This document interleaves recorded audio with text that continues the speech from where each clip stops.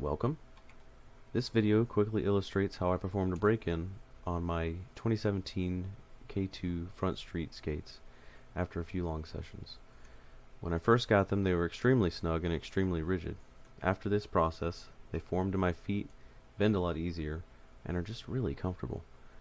I'm sure there are better ways to get this done, but here's what I did. Credit to Mike for suggesting removing the cuffs for this. First, I removed the cuffs.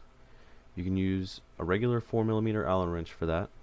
You'll need to press the cuff toward the boot and slide it upward to free it.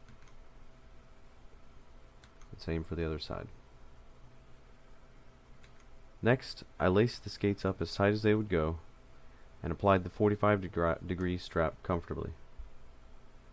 I started out by preparing the boot using my shins to squish the boot downward as hard as I could while standing still. I used my hands to grab the sole plates and pull myself down and force it to bend. After a few minutes of skating, the laces settle in, so I'd retighten them shortly after the beginning of each session, making sure to keep them snug. I skated normally, but every time I crouched for a jump, I would press downward hard with my shins before springing up. 5 or 10 times per session, I stopped to pull myself down again to compress the boot. I skated 2 or 3 fairly long sessions of about 3 to 4 hours this way, working the bend constantly, and after they bend much more naturally. Where there once was just a smooth flat surface at the top of the ankle, there is now a nice crease that forms a sort of hinge, much like a broken in baseball glove. When I was satisfied that they were bending more easily, I put the cuff back on. When you do, make sure that you have lined up the T-nuts in the plastic retainer on the cuff and don't over-tighten. Here's an example of what happened when I over-tightened one. To put the cuff back on, preload the T-nuts in the cuff and slide it over the back of the boot.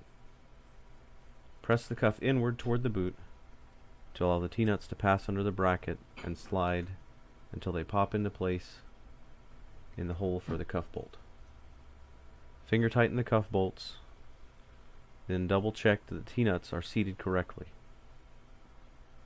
Use your Allen wrench to get them just a little tighter. Then when you skate, check them occasionally to make sure they don't loosen. If they do, it might be good to put a dab of blue thread locker on them. Now they bend nicely and feel quite good.